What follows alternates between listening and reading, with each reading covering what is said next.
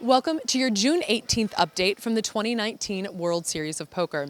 I'm Sarah Herring, and this is the latest news to emerge from the Rio All-Suite Hotel and Casino. Yesterday, we spoke with Shaun Deeb before play began in the 10K Dealer's Choice, and he was unhappy with the decision to stop play on day 3. Check that out. So it was Michael McKenna and Adam Friedman, and me and Matt Glantz believe that the reason they want to is because I was calling 5-card draw high, which neither of them were very comfortable with, and they, I think, took the night and studied the game. So they actually hurt the integrity of the tournament, hurt the equity of the tournament by allowing them to pause to practice a game that no one had called yet in the tournament, and I broke it out at the final table because I have a lot of experience in that game. So I think it was really wrong that Jack did that, and you're definitely going to see some difference in play in that game today from yesterday because they had time to study. Whether or not that affected play in the way Shaun had anticipated, we may never know. But Deeb indeed finished runner-up, and Adam Friedman took down the Dealer's Choice for the second year in a row. He refuted Shaun's contentions when we spoke to him after play ended. Not at all. No, I'm a very big believer in the rules need to be followed. If one person objected, I didn't care who it was. I didn't care if it was Michael. I didn't care if it was Shaun or the other two gentlemen at the final table. If one person objected, I didn't care who it was. I was siding with that person.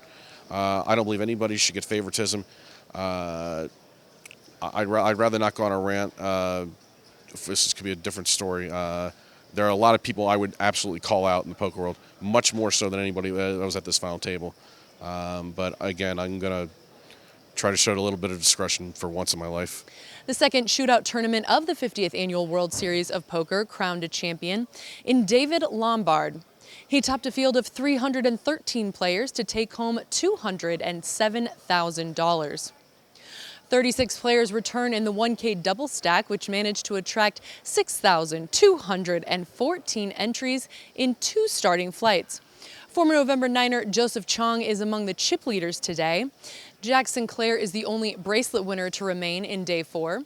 All players are guaranteed about $15K at this point, but the life-changing money is almost $700,000 at the top. Play will stop with 6 players and come back tomorrow for what is sure to be an exciting final table. Event number 37 has a similar concept, the $800 deep stack, but with only one day one, there's a significant difference in entries. The deep stack saw 2,808 entries, which 18 remain, battling for the top prize of almost $300K. Have a look at your leaderboard coming into the day. The Super Seniors event is kicking off its day 2 today with 755 players, all 60 years or older. There are still several names you will recognize in the field like Larry Wright, James Woods, and Barry Greenstein. The $1,500 PLO that began yesterday is returning for day 2 today with 186 players of the 1,216 that began with a starting stack yesterday. The game continues to grow, and some faces we are keeping our eyes on today include Keith Lair, who's leading the way in chips and has had an incredible summer so far, Robin Ilatalo, Matt Glantz, and Eric Seidel. Event number 41, the 10K 7-card stud championship action restarts at 2 p.m. with 36 players coming back from the original field of 77. The remaining 36-player field is loaded with WSOP bracelet winners, including chip leader Scott Seaver. Right behind Seaver in the chip counts are Scott Clements, Greg Mueller, Mike Mizrachi, Max Pescatori, Frank Casella, Elia Lesra, and Daniel Negreanu. Today sees the first ever Event 42 $600 mixed no-limit hold'em pot limit Omaha deep stack. This is an original format that combined 2 of the most popular variations of poker, no-limit hold'em and pot limit Omaha. It also provides a reasonable $600 buy-in, which will attract many players looking to play a combination of both games and win a coveted World Series of Poker gold bracelet. It's a brand new event the WSOP has added to its schedule due to its popularity throughout the past couple years in the circuit.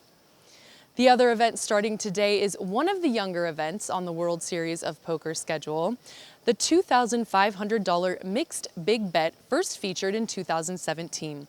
The tournament will boast a mix of 4 flop and 3 draw games featured in the rotation and will find its 3rd champion this year.